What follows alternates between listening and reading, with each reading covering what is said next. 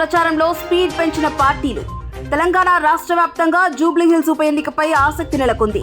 నామినేషన్ల ప్రక్రియ ముగియడంతో బీఆర్ఎస్, అధికార కాంగ్రెస్ పార్టీ, బీజేపీలు తమ ప్రచారాలను ముమ్మరం చేశాయి. సిట్టింగ్ సీటు నిలుపుకోవాలని బీఆర్ఎస్, గెలుపు లక్ష్యంగా కాంగ్రెస్, సత్తా చాటాలని బీజేపీ వ్యూహాలు రచిస్తున్నాయి. డివిజన్లో క్షేత్రస్థాయిలో ప్రచారం చేస్తూ అన్ని పార్టీలు దూసుకుపోతున్నాయి.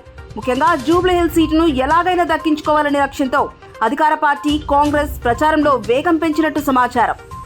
బస్సు ప్రమాదం, తెలంగాణ ప్రభుత్వం పరిహారం. కర్నూలు బస్సు ప్రమాద ఘటనలో రాష్ట్రవాసులకు తెలంగాణ ప్రభుత్వం అండగా నిలిచింది. క్షతగాత్రులకు మెరుగైన వైద్యం అందించాలని ఆదేశించడమే కాకుండా పరిహారం ప్రకటించింది.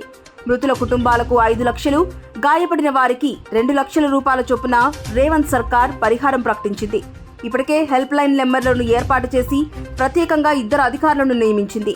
Help line numbers 9912919545, 9440854433. ట్రావెల్స్ యజమానులకు మంత్రి పొన్నం హెచ్చరికలు. కర్నూలు బస్సు ప్రమాద ఘటనపై విచారణకు ఆదేశించామని మంత్రి పొన్నం ప్రభాకర్ తెలిపారు. బస్సుల ఫిట్నెస్, ఇతర అంశాల్లో రూల్స్ పాటించకుంటే తీవ్ర చర్యలు ఉంటాయని ప్రైవేట్ ట్రావెల్స్ ను హెచ్చరించారు.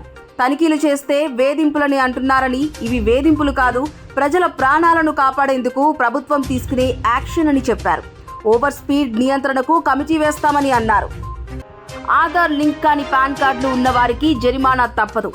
ఆధార్తో లింక్ చేయని అనేక పాన్ కార్డులు ఇనాక్టివ్ అయ్యాయి.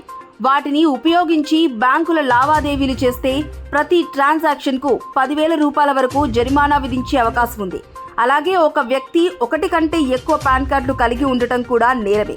దీనికి కూడా 10,000 రూపాయల జరిమానా పడుతుంది. పాన్ పోతే పోలీసులకు ఫిర్యాదు చేసి పాత కార్డుకే డూప్లికేట్ పొందాలి. చిరునామా, పేరు మార్పు కోసం అప్లై చేసుకోవచ్చు, కానీ పాన్ నెంబర్ మారేలా కొత్త కార్డు తీసుకోకూడదు.